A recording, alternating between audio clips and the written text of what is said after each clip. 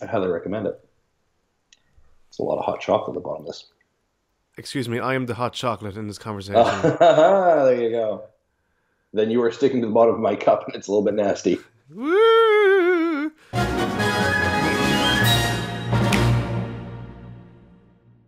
Hey guys, Barry here, and welcome back to your gaming station, Nintendo Back Gaming. And welcome to another podcast. And today, Justin is back on the show. Hello, sir. How are you? Good. Hey, I'm back. Thanks for having me. I appreciate it. We're getting to a point where you and I podcast so frequently, we should just have our own separate podcast run channel We where it's should. like two guys who are kind of Irish but not really Irish, Yeah. talking about gaming. I think we're a So, very exclusive. It'd be a very exclusive like audience there, yeah, obviously. yeah. But Okay, so yeah, my first initial is Barry, yours is Justin. So would you call it yeah. the BJ podcast? I think we could. I think we get a very different audience I know, originally. yeah. I think we'd have wide scope though. Like How I think wide are you you'd have a talking lot about, of Justin? pretty like I think you'd have a lot of people show up to it, and then within the first Like leg spread wide, that kind of. maybe I don't know. I think you get a lot of people interested, and then they get here and then realize very quickly this is not the show they want at all. I know, yeah. And so I think we'd have a very high spike in audience to start off with, and then they very quickly leave. Yeah, you've frozen as we. I see that too, and that's a horrible face to be freezing It at. is. It's perfect. When you see this video, it is just perfect. So get your act together, Justin. I have to stop my camera and then restart it. There we I go. know, Let's see yeah. if we Nice. come on now. There we go. That's There we back. go. All right. But yeah, no, thanks for having me back. I appreciate it. I always like doing podcasts with you. I should hope so. Again, I should hope so. Oh yeah, this time there's no Bobby that's going to be interrupting. I know, right? No one's gonna come flying in and be like, "What the hell's going on?" I know, So, yeah. yeah. Hey, Bobby. That was terrible, whatever. Yeah, so basically we're here to talk about, like, we're nearly a year since the Switch launched, which is absolutely amazing. Yeah. You know, like, for you as a gamer, from March 3rd, I'm correct, isn't it, for Switch? Yeah. Yeah, it was March 3rd. That's right. Yeah, yeah. And, like, I guess as we're recording right now, today is the 17th of February, like. It's like, Yeah. what is it, less than 3 weeks away? Yeah, know. exactly. Less than 3 weeks away from kind of the year anniversary, and I guess and I guess the very interesting spot, like how we got here, and I guess maybe the question of like what do we think? It's hard to believe it's been a year. I don't know about you, but I have felt like I have been drowning in games Oh, since yes. the Switch came out. I know you more so than me. But it's interesting, right? Because I think, and I'll be, frank, when we started the Nintendo Dads podcast almost 3.5 years ago, Mm-hmm. the Wii U was kind of about mid-life cycle. Nothing good was happening for the Wii U, I know, right? yeah. Like it was in a bad space. The 3DS had some life in it, so it was going there. We hadn't began obviously hearing any rumors about the NX yet or anything like that. Amiibo had, I think at that point, Amiibo had just been announced earlier, a couple days or a couple months earlier. Mm. So we were, we were kind of coming in like, it's like when you're cheering for a team that's losing. Yeah. Do you know what I mean? Like it's just real hard, but you're like, you can do it. Mm-hmm. We're gonna make content for Rob it. Schneider, yeah, Adam Yeah, Sandler. exactly. You're going great. But then if we look at it, 3.5 years later from the podcast, and now obviously a year later for the Switch, the success it's having is just tremendous. Mm. And I think when we all saw the video in October of 2016, now I guess 2016. Yeah, yeah. The initial kind of reveal, and it almost looked too good to be true, Oh, yeah, of right? course. You're like, no, that's not how it's going to work. And then the hype leading up to January, obviously seeing the announcement was incredible, right? And then I think the great part about that was, and they were like, oh, by the way, it's available in like 6 weeks, Mm. right? And one of the things I love about Nintendo, and Nintendo gets a lot of slack for, hey, we're gonna announce something, or we're not gonna tell you a game is coming. Like we got in the pipes, and it's kind of hidden for a while, but then we pop it out. We're like, oh, and by the way, it's available in 6 to 8 weeks. Yeah. Do you know what I mean? Like that. Yeah, yeah. I love that about Nintendo. It frustrates, I think, fans because you don't necessarily see the full scope of what's available to you. Yeah, yeah. But Nintendo does that really well, as opposed to let me show you a game, and we're going to keep showing it 3, 4, 5 times later, and your hype and your cycle for it's gone, right? Mm. But they reveal the Switch 6 weeks later, boom, it's in your hands, and like I remember getting it. I actually I got my hands onto one about 3 days earlier because EB Games rep had an early access one they had in their store, and he's like, "Hey, you want to try it?" I was like, "Yes," and I put it down, and it just like you took out the Joy Cons, and I was just like, it was instant. Yeah, You're yeah, like, I get it. It works. This is incredible. And I think that's a testament to it. And I know that everyone was like, "Oh, well, what about the games? There's no games, right?" That's kind of like that's actually a little bit of my Bill Cosby. I like some Jello pudding pops. Family Guy That moment, one, but not yeah, so much. And then, but I mean, you lead off the gate with Breath of the Wild, yeah. right? Boom. Like a game that I think has changed the landscape of gaming, Oh yeah, big right? time. Yeah, And I mean, you hit that, and then you've got some early ports coming on. You've got some new IPs. It has been a it has been a home run of a year for Nintendo, and I think it's funny. I kind of laugh with the lads, and I say, it feels like every freaking idiot now has a Nintendo podcast, right? Or a website or a video series or something because now everyone's like, "Hey, it's super popular. I'm going to mm. jump on that board." Yeah, yeah, And, yeah. and I kind of feel like, "Hey, listen, you jerks. Which one of you were around when it was like a drought and it was really bad stuff? All right, we Yeah, yeah, were, you were, right? Like, yeah. but yeah, it's been incredible. I don't know. What are your thoughts on like the year so far? I think it's probably Nintendo's best year in so long. Yeah, Like, there's over 200 plus games now on the Switch. What did I is read? it? It's I, like I there's think it's 300. I think it's yeah over almost like 300 now. Yeah, you'd something almost be like there's buying one over daily. there's not there's like something like over 90 plus more games on all the other past systems in its first year. Yeah, It's crazy. yeah, yeah. It's absolutely maddening, and I mean um, it doesn't stop, right? Like I mean, when we get the press releases on Thursday morning about or Thursday afternoon about what's coming out in the eShop, and you scroll through it, and there are 20 games Yeah, yeah, hitting the eShop. So like, are you like I don't even know what to do now, yeah. right? From a content perspective, from a creation perspective, from a review perspective, like I don't like where do you spend your time? Where I like how know. do you Yeah, do these things? Right? And it's also one of those things that you also feel really bad because there are a lot of great games that are coming out that are being missed out on because other greater games or more publicized games yeah, yeah. are kind of coming above it, and you kind of undercut where before it'd be like, oh, it would hit your radar, but it's this weird kind of um, for a lot of ways it's like week by week hitting just great games, Mm-hmm. right? It Yeah, feels like it feels like my attention span for a game is literally a 7 day cycle yeah, from when yeah. I pick it up to when I basically have to have it either completed or good enough, in my opinion, to be hitting like the next cycle of the next game that comes out. Oh yeah. Um, it's mad. I don't know. What are your thoughts on that? Yeah, like the games are brilliant. Like I'm on like a backlog of games as well. Like I'm trying to get everything done as much as I can. Work is affecting me. And other stuff. Like just I guess home and whatnot. But like I have just so much to do as well as a content creator. Yeah. Like I rendered I think 5 videos today alone that I had Yeah. recorded previously to Yeah. upload for next week. hmm Yeah. It's. I mean, it's. Woe is us for saying there's too much to do. There's too many awesome games to play, Oh, right? I know. Like Yeah, yeah. 2 years ago, this was not the thing. 2 years ago, it was like, let me tell you how awesome Mario Paint is, and I'm gonna stretch that out for 6 weeks, right before Nintendo does anything Oh, else. I know. Yeah, like that was like Wii U still has a place in my heart, of course. Yes. But Yeah. the the big gaps for Wii U games was just insane. Like,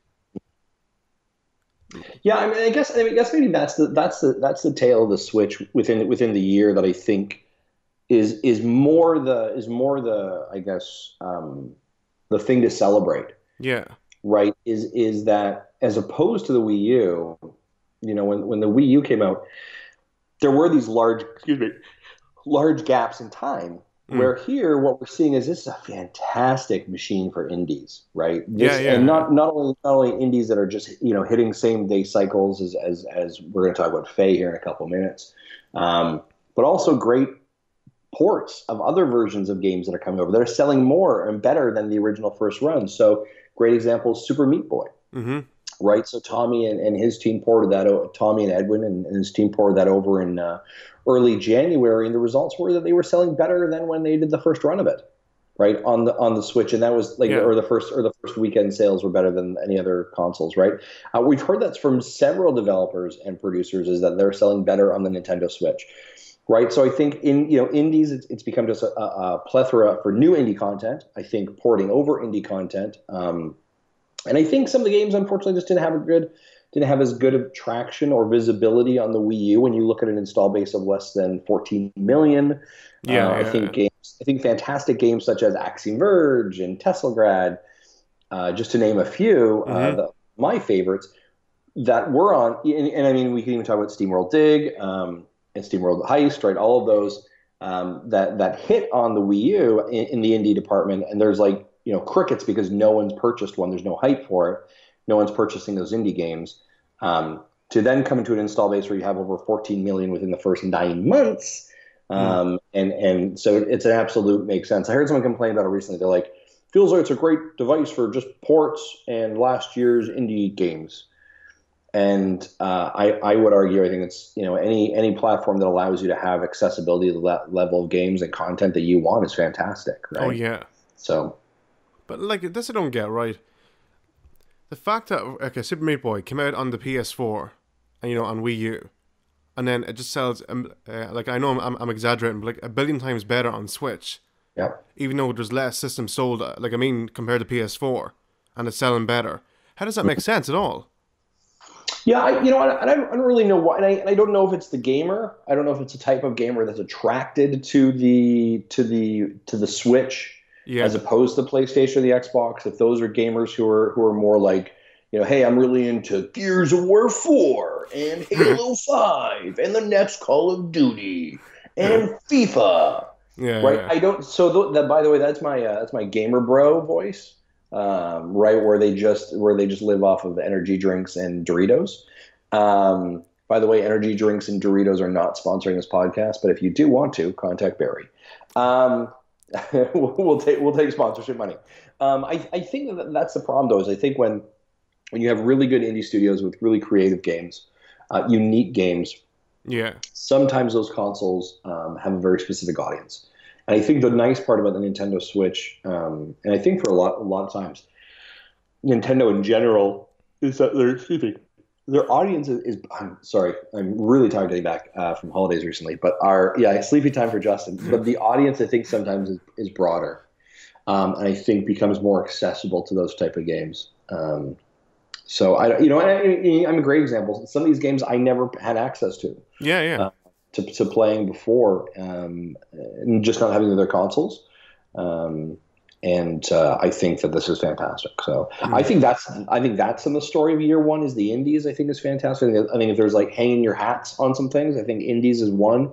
I think the third party partnerships and deals, I think, was absolutely tremendous. You and I talked about it a couple of months ago, but I mean, you've got Skyrim, you've got Doom, you've got Payday 2 coming out here, I think, next week. I cannot wait for that game.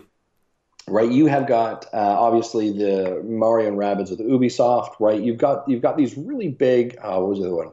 LA Noire. There it is. You've got some really big third parties rolling into town, making content, and it running well. So I mean, it's pretty kind of that's the other thing, right? That was not what Nintendo had with the Wii U, right? Nintendo had its own company of games.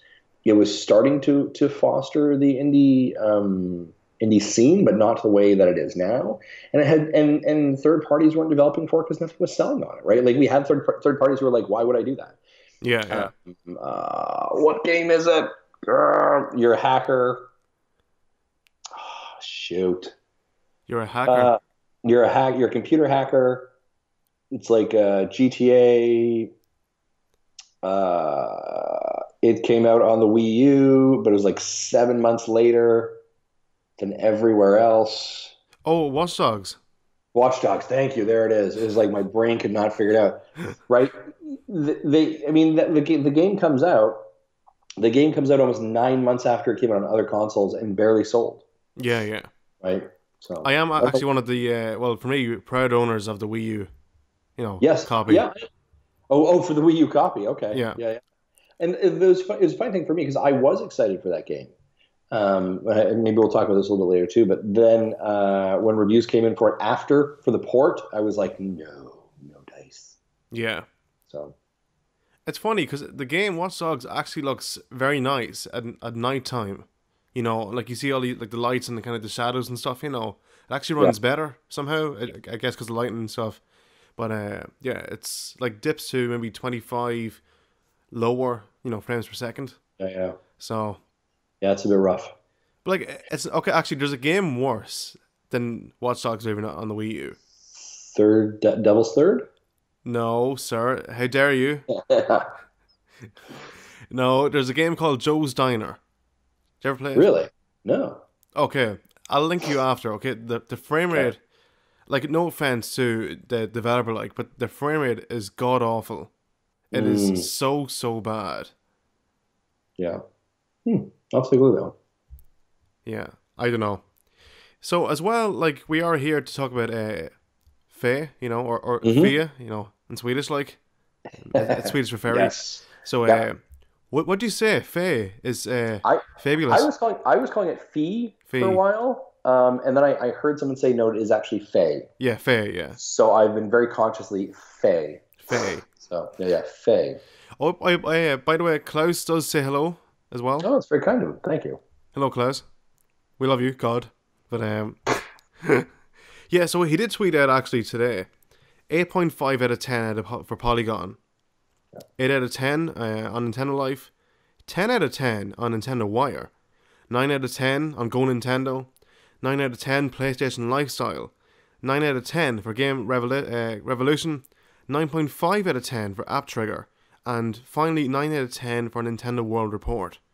Big websites, big review points like there, review scores. Yeah. Like to me, like like I said to Klaus before, and I said to yourself that Secret of the Man was the first game that made me, I guess, respect the indie scene, like a few years ago. Yep. No, I guess we get the whole image, like it's all like crappy games and stuff, but I guess it's understandable. But like it was the first game I got that it was like the quality was just so high, and to me, Faye has they have really upped their game again with this game. I feel anyway, and to me they aren't an indie company anymore because of this game. I feel that way anyway.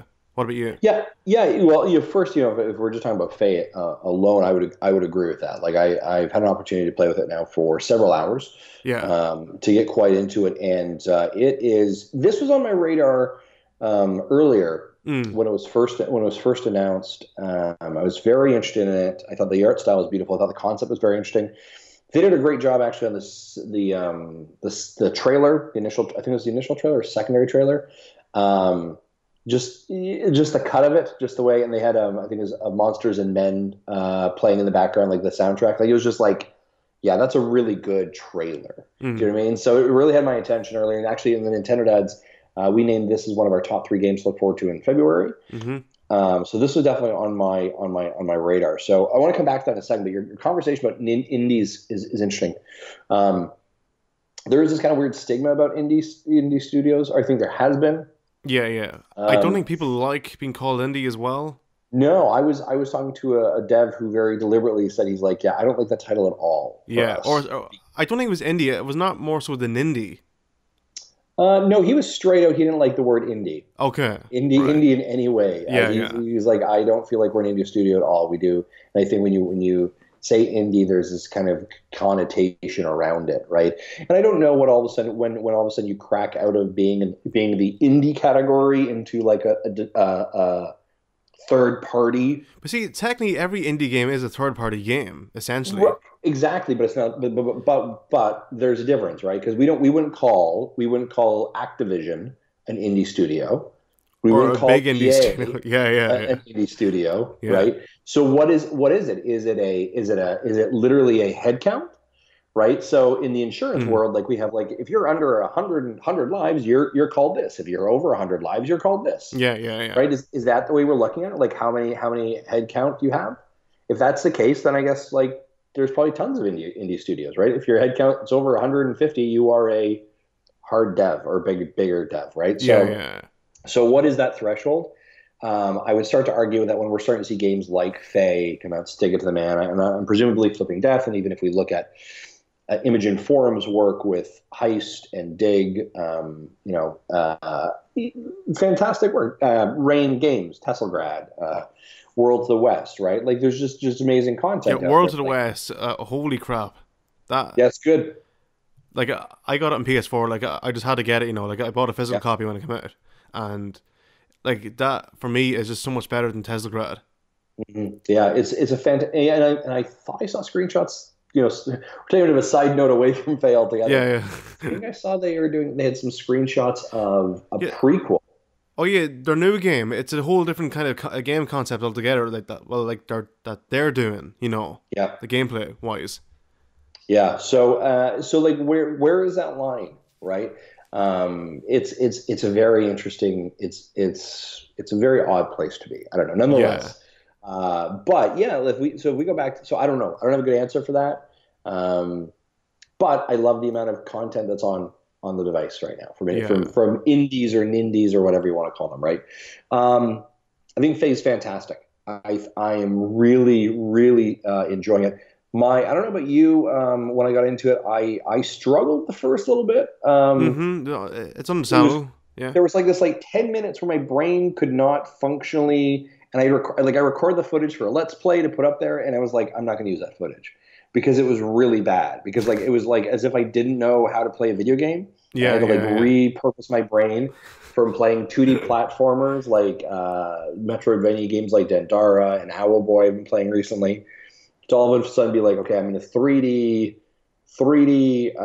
open world sandbox with a dog wolf thing that makes sounds, doesn't fight or doesn't fire anything, and now I got to like reprogram my brain, and I don't really know where I'm going. yeah, Um, yeah, it took me like 10 minutes, and I was like, okay, now I'm good. yeah, Um, I think it's absolutely fantastic. Now, you and I, from our conversation, look like you and I are in about the same spot. yeah. So I don't No know if we want spoilers, to. obviously, but Yeah, yeah, yeah, it looks like you're in the same spot. We don't want to spoil this.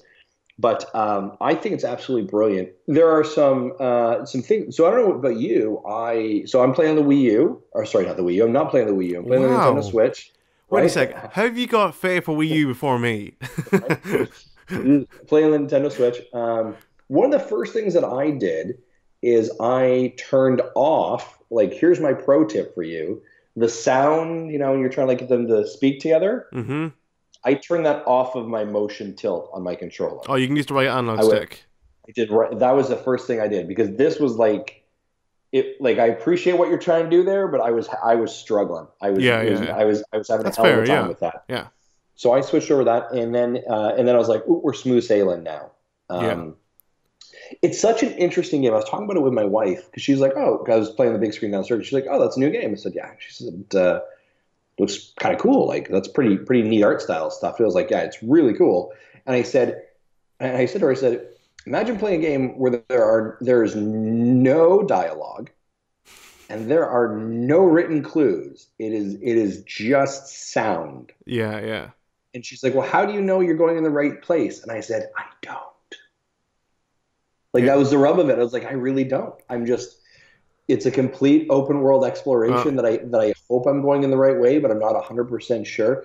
But what they do is they do fantastic clues to direct you, yeah, the right? bird. So Yeah. so even without spoiling too much, but even in that opening scene when you kind of start walking forward and you see the deer, Mm-hmm. you follow the deer instantly. You're like, oh, well, where are you going? Pretty much, right? And Yeah, you yeah. find your way. So they do a really great job of like of pulling gamers forward or pulling the player forward, to allow them to understand the landscape and then to explore from there. So I thought that was really brilliant.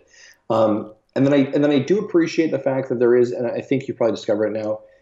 There is a bird that if you get lost and you're looking for directions, you can summon the bird, and the bird basically like visually points for you where to go in their airstream of Yeah, direction. yeah, So I found that one really effective too. yeah. Beautiful game.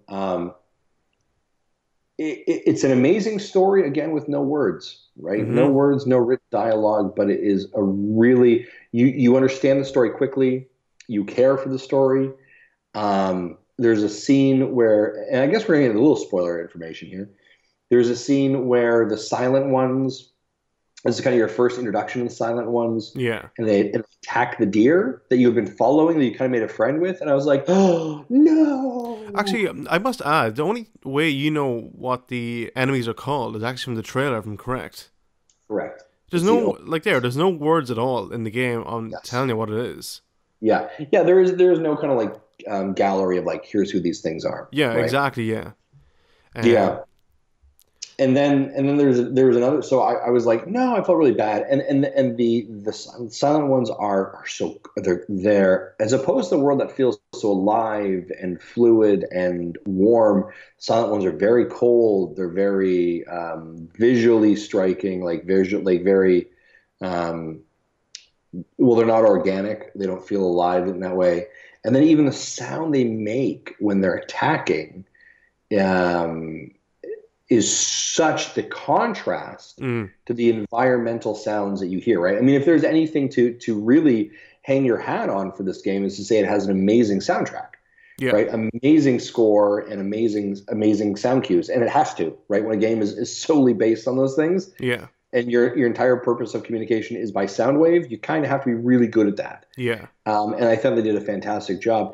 But there's this other scene, and it was where you were, where you were messaging me to get that orb, and I'm following the Silent One. He's got that orb, and then all of a sudden that creature comes out of nowhere and just destroys the dude. And I was like, yeah, way to go, whatever animal you are that just killed you, killed the other guy. And I grabbed the orb and ran as fast as I could. And by the way, we should add, orb is actually what we think it is at first, and then you get shown after. It's not an orb. It's You called it the orb, and that's why I was like, "Where are you?" I'm so confused where you are right now. Because I didn't know what it was exactly. No, like me sending that video, it's like, oh crap, here's this dude coming after me, the beast, whatever I was calling it. But and then I got stuck. But What do you think of this game? I mean, I've been praising it pretty well here. Do you think the scores that we're seeing here are reflective? Or you think they're true? I'm not going to argue scores. I think a lot of what people are saying in reviews are spot on. There's one of them that we talked about before. I'm not going to say it, Sure. Why not? Let's talk about it. We can talk about it. Okay. IGN, 6.5 out of 10. Yeah. Like, I know personal opinion, but personally, I wouldn't go with that. I'd say at least a 9, at the very least for me anyway. Really, eh? So if you were to give it the Nintendo Impact Gaming score, you'd give it a 9? Well, that's at least. See, I haven't completed it, so I want to, like, if it was, I played through the whole game, But I'd probably give it, well, like I said, a 9 at least so far. But it's just an amazing experience, for a game. And I will say, the composer of the game is the same composer for Secret of the Man and Zombie Vikings. Nice. So, like, they're both complete, like, that, compare Secret of the Man and Faye, completely different. Yes. Like a jazz, like a cool jazz soundtrack versus, like, all this kind of, beautiful sort of, like nature, but, like I know it's, like, like violin and stuff, but, like, it's like natural sounds, if you get me, as well. Yeah, I kind of wonder, like, when, because, and here's the thing, we've been talking about Zoink games. Obviously, this is from Zoink, but this is an EA original production. Yeah. Right. So, and I find that interesting. I trust Zoink, and maybe because we have a relationship with Zoink, right? You know them, we know them. We've had them on our podcast. We have open communication with them. They're a great studio, fantastic people. I'm hoping to see them actually this year at some point, maybe. But when I heard it was an EA production with them, I got nervous. Yeah. And it sounds really bad because I was like, I don't really trust EA. I don't trust EA the same way as I trust Zoink. And I know that sounds like a very odd, and I have no reason not to trust EA, but I was like, I know, like, bigger studios, what bigger studios could potentially do. But Zoink, just these guys did fantastic. And Zoink's the ones who's getting all the praise for it too. Of course, I'm seeing, right? And they should be. I wonder, with this collaboration with EA, and Zoink working together, how does this propel Zoink forward into other areas or other games? Right, kind of seeing they have this really unique property. Obviously, Stick of the Man and Flipping Death are very similar. I mean, I think they've even mentioned it's kind of the same universe, same timeline. Yeah, it's a spiritual, well, literally a spiritual successor. Yeah, Yeah. right. So I wonder, like, what does this say as the industry stands back, looks at Faye, looks at what Zoink Games did, and like, okay, so now let's give them a different property. Let's Yeah. give them something different. Let's give them another really cool game, right? So I wonder if this kind of like pulls up, and I don't want to say pulls up because it makes Zoink sound like they were lower, but brings them into the conversation a little bit differently with bigger developers to say like, hey, who could really do this well, Yeah. right? Do they all of a sudden become like a Platinum Studios or a Retro, right? Do they all of a sudden, Monolith? I'm using these are obviously huge Nintendo studios or collaboratives with Nintendo, but like, does this bring them into that category now? Yeah. Do you see? Do you see? Luigi's Mansion 4 being done by Zoink? Like what happens here? See, the thing is, I understand it's a business decision because EA, well, I guess, like, are they arguably the biggest third party company in the world? EA? Yeah. Well, I'd say definitely one of the pretty top three, I close. think. Yeah, Like, you look at Rockstar, you look at Ubisoft, EA. They're definitely in the top three, I think. yeah, As a publisher as well. yeah. So, like they have like a million. Well, obviously, like millions plus audience out there Yeah. compared to what is it, Rising Star Games, for example. Mm-hmm. You know, who they're publishing with for Flipping Death. Yeah. So they're the here. So like, there's a Yeah. big difference there. So Yeah. Yeah. Yeah, I don't know. So let's go back to it though. 6.5 IGN gave it. We don't necessarily agree with that. I don't think it's necessarily agreeable either. And again, I mean, we've talked about it. Every reviewer has their own opinion, yeah. right? I got a lot of heat for giving Mario Odyssey an 11 out of 10. So we can't. I can't. Hold on a second. I can't give someone slack. I get crap off Bobby and I don't know whoever for giving Devil's Third 9 out of 10 personally. Sure. So, like, you shut your mouth. I'm not gonna give you a hard time about that one right now. Yeah, so scores are we can make this argument, right? We received an email about this from Nintendo Dad, so I'm gonna spin this one out. Mm-hmm. IGN gave Celeste a 10 out of 10. Did you play Celeste? No, I didn't get it. I didn't buy it. No. So, and it's interesting because I think Celeste was sort of on my radar, sort of not ish. It was like, it was a maybe. And I started seeing the reviews of like 10 out of 10, and oh my gosh, it's incredible. It's a groundbreaking game. And I was like, really? Yeah. Well, that's interesting. I was like, okay, well. And so I watched a couple Let's Plays and some reviews or videos on it. I was like, okay, well, you know what? I'll pull the trigger on it for the Nintendo Dads and review it as well. And I think it was really good. And I really enjoyed it. I think there was some, I think the gameplay, there was nothing too revolutionary there. Yeah, it looks kind of like a typical, platformer, walls and stuff, yeah.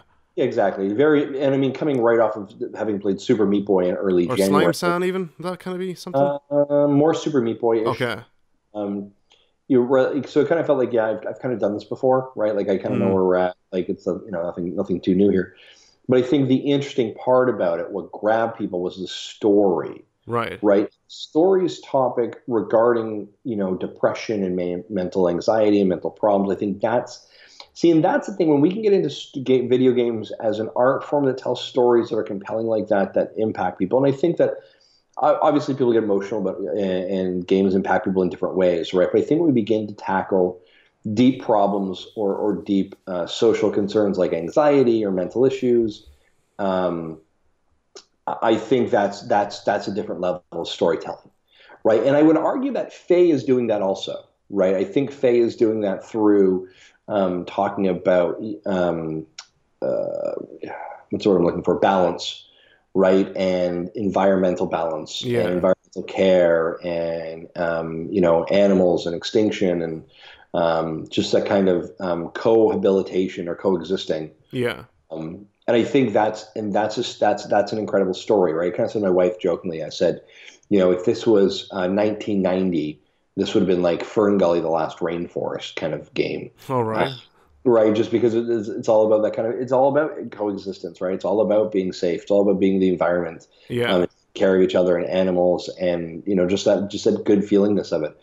And I think when games, and I think Celeste and I think Faye kind of fall in that camp, but games begin to make us think about social issues, large social issues, and things to really bring the forefront. I think that's important. I think that's different. And I encourage a game to do that, right? And I think that despite a game, maybe it's the gameplay not being great, or oh man, it dropped to 25 frames a second, and like that kind of like let's move that kind of bull out of the way, and let's talk about like the basics of fun, story, and gameplay. Yeah. Right. I think those are the things, right? But again, they're all subjective, right? Would I give Faye a 6.5? No, absolutely not. Right. It's definitely, in my opinion, so far, well deserving of the scores that I've seen from these major studios as well. So would I have given Celeste a 10 out of 10? No, but the reviewers or the reviewer who had it, that obviously struck them. Mm-hmm. Right? Zach would not have given Mario Odyssey an 11 out of 10, but I did, because that's how I felt about it. Oh yeah, yeah. And that's the thing. Reviews are so subjective to the individual, right? And what's fitting for them. And I think that's the challenge that people have. But I think, my own personal opinion, we have a community chat, and people were saying like, what do you think? Should we pick up Faye? And I said, I think it's a really special game. Yeah. I think it's unique. And I think in currently the world of like, there's a lot of Metroidvania 2D platformer games that have hit in the last 3 to 4 months, that for something to come out that's really different, Yeah. right, that is very unique, that has a beautiful art style, tells an amazing story, yeah, that's worth my time and attention. So Yeah. that is my rant on Faye. Mm-hmm. Now, I wanted to say to you, your issue with the motion controls, the gyro. Yeah. I have it on PS4 as well. Remember, I sent you the picture of the Yeah. theme. Yeah, the theme is pretty cool. Now, there's no motion controls that I can see on the PS4 gamepad, but you can, if you use the right, the R2 button, Mm-hmm. it's on with pressure Mm. on the trigger button. So Interesting. yeah, Yeah, I was just not enjoying this kind of like wiggle thing that I was doing with my chicken controller. wiggle. It was- Sorry. yeah, a little chicken wiggle there. It was just not going well. Hold on. for me. There we go. As if I planned that statement. So yeah, I mean, Jules, you're welcome. that was kind of my one thing I really wanted to adjust to. But that was great. Yeah. Like, I'm just here thinking, I think Faye would actually be just gorgeous in VR. As in, just I guess from a scenery point of view. Yeah.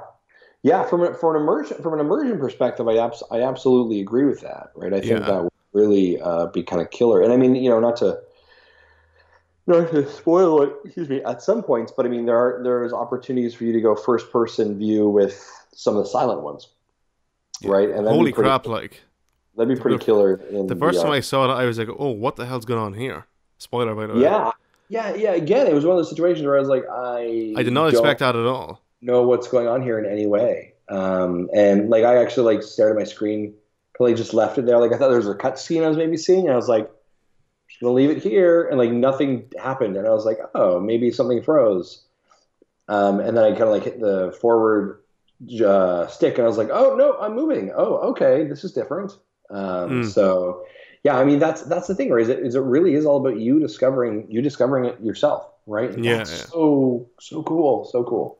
Yeah.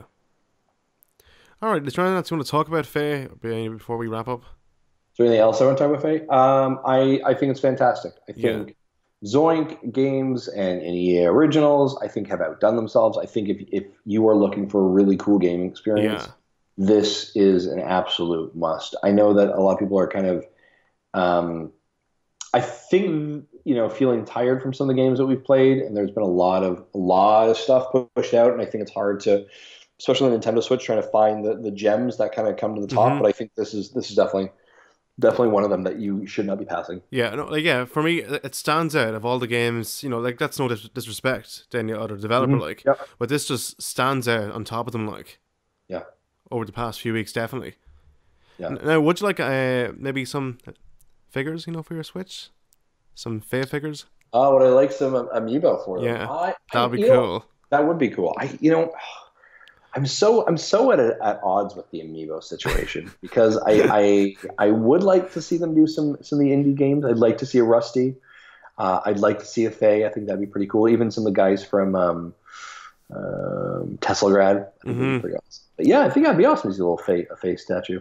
Yeah, like not even like amiibo figures, even just like little kind of collectible statues. Oh, like okay, hold on. Oh, how far does my cord go? Oh, that hurt my ears. Nice. Ding. Yeah, yeah, exactly. Except mine's bigger. Yeah, well, that's an argument. Yeah, no, I Giggity. thought these little guys were great. Yeah, yeah. So for those, I guess this is complete video, it's not audio. But yeah, holding up Mario from Mario and Rabbids. He's my favorite of all of them, actually. By the way, Yeah, yeah. although I kind of have a love for the white Donkey Kong, but I think it's because it's Donkey Kong. Yeah, So but there's no figure yet that I can I know see. I don't think they're going to be, or if Yeah. they're going to, I don't know. I kind of want to I want to send Davio a message and ask if he'll do it, but probably won't. Not that him and I Probably are won't, tight like no. he'll do it, but just like, hey, is Yeah. it going to be? So Mm-hmm. yeah, I don't know. What are your thoughts on Faye, on the whole Nintendo situation? I've talked a lot during this. Well, that's kind of the point. See, me as a podcast, what would you say, a podcaster, and you're the podcast E. That makes sense in Maybe this sense. I don't know, employer, employee, I think. host, Host. Oh, facilitator. I don't yeah, know. yeah. Whatever there. As the host, I like to give, I guess, my time to you and for the viewers. Like, There you go. I haven't been on a podcast for like 4 weeks, so I just ranted a lot really there. Yeah, no, I've been on holidays and wasn't feeling well for almost lost my voice for about a week. nice. So I have not been on the podcast for about 4 weeks. I've been yelling at the guys and hearing the podcast afterwards. I was like, "You're dead wrong." So Marty was complaining about how hard Dendara was, and I think he's just wussing out.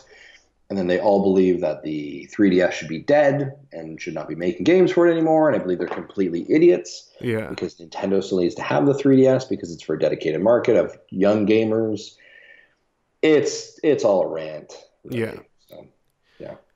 Now, there might be a soundtrack coming out. I don't know yet what the story is. Personally speaking, for Faye, There might be a what? a soundtrack, music. Oh, soundtrack. Okay, yeah. That's the other interesting thing. A lot of games have been doing that now, soundtracks afterwards, Yeah. eh? Mm-hmm. That'd be interesting. Should be very nice. Yeah. Very, very acoustic. Yeah, but I don't know. You see, if I'm correct, the music changes. Like from what I was told before it came out, the music changes as you go up on, like, depending on height level. Ah, okay. So I don't know what way the music is going to be done, though, if that makes sense. Mm-hmm. But I don't know. Thanks for coming on anyway, Justin. Much appreciated. Hey, no worries. Thanks for having me. Where can we find you and stalk you? Sure. If you want to follow me directly, when I don't really talk about Nintendo stuff, but you can follow me at Masson23. It's just usually pictures of me living in Ireland and hanging out with my family. And me. But if you want to, yeah, and hanging out with you. I am your but if family, you- damn it. But if you want to follow me on the Nintendo stuff, you can follow me at Nintendo Dads. And we have a weekly podcast, which you can find on iTunes, Stitcher, Google Play, all that kind of stuff. We're on all the social medias: Facebook, Twitter, Instagram, and YouTube's. We have a YouTube channel. Check it out. We have some followers. You should come follow it. Really? We put up videos, so yeah, Wow. it's a good thing to do. But yeah, if you like this kind of talk and me geeking out about video games and having conversations with friends on the internet about video games, you should do that. Nice So one. thanks for having me on, Barry. I appreciate it. Thank you for coming on. Now, we have just hit 4,500 subscribers on YouTube, and it's deadly. So, You are two times higher than mine. Wait, 3 times? We're over 50. Yay! Whatever the hell. We're over 1,500, which we're happy about. yeah. But if all the 4,500 people who are subscribed to this channel want to go over to my channel and click the like and subscribe button, I would really appreciate that. Yeah, but please don't unsubscribe to mine and move No, over. you should definitely unsubscribe. Just move your body count right over to me. I know, yeah. Yeah, okay. I have a secret. If Nintendo Pet Gaming gets 5,000 before or at least March 14th, which is my 4-year anniversary on YouTube, I will tell the whole world a big Nintendo Switch secret. Okay? All right, there you go. There you go. Something that you won't hear anywhere else first, only here. I promise you that. 5,000 views or 5,000 So subscribers. 5,000 views, Jesus Christ. 5,000 subscribers, yeah. By next month, well, hopefully 3 to 4 weeks, That's if it's possible. Yeah. Reasonable. Yeah. I think so. Alright guys, you can of course check us out on YouTube, Twitter and Instagram and For More Nintendo. And podcasts keep right here. Thanks for watching, and as always guys, stay fresh. Bye-bye. Bye!